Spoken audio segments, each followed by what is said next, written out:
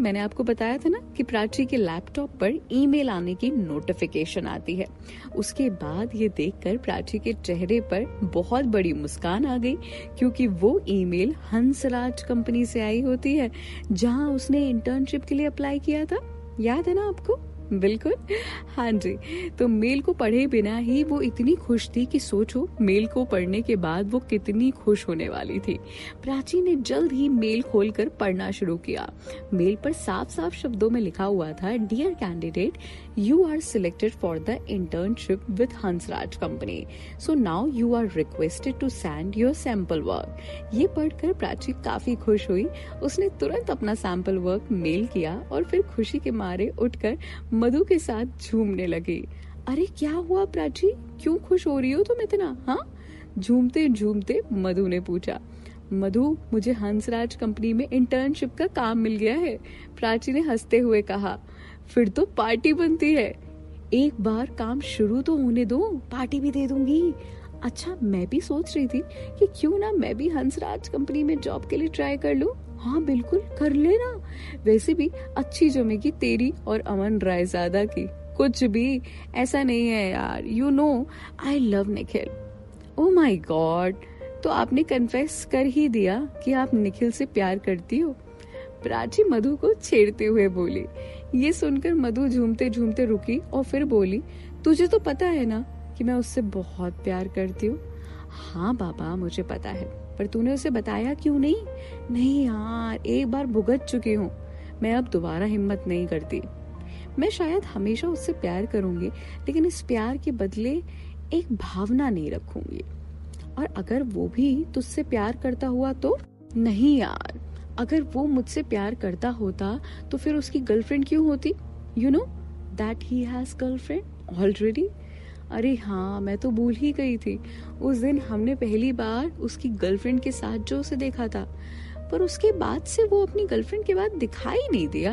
I mean college में भी वो हमारे साथ रहता था और मैंने उसके साथ टाइम स्पेंड भी किया है, पर उसने उसकी गर्लफ्रेंड का जिक्र नहीं किया। चलो छोड़ो इस बात को, इस बात पर बहस करने से कोई फायदा नहीं है। अच्छा ये बताओ, पिज्जा खाओगी? मैंने ऑर्डर किया है, मधु अपना फोन चलाते हुए बोली।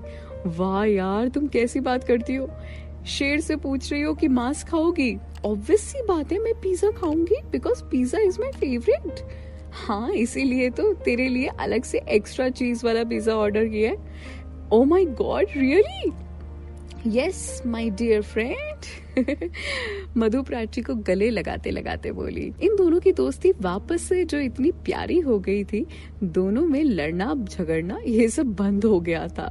बस खुशी का माहौल हर तरफ रहता था, प्यार केवल झलकता था। हाँ, पर एक चीज थी जो प्राची को अभी भी परेशान किए हुई थी, और वो थी कि मधु की वो पैसे वाली बात। प्राची ये बात चाह कर भी नहीं भूल पा रही थी। हालांकि प्राची ने 2-3 बार मधु से इनडायरेक्टली इस मैटर पर बात करने की कोशिश की, पर मधु ने कभी कोई जवाब नहीं दिया। तो अभी भी वो इस बात के सबूत ढूंढने में बहुत कोशिश करने में लगी थी। प्राची और मधु बैठकर पिज्जा का वेट कर रहे थे और तभी घंटी बजी। मधु ने उठकर दरवाजा खोला तो सामने निखिल था। निखिल को सामने देखकर मधु बोली, तुम यहाँ?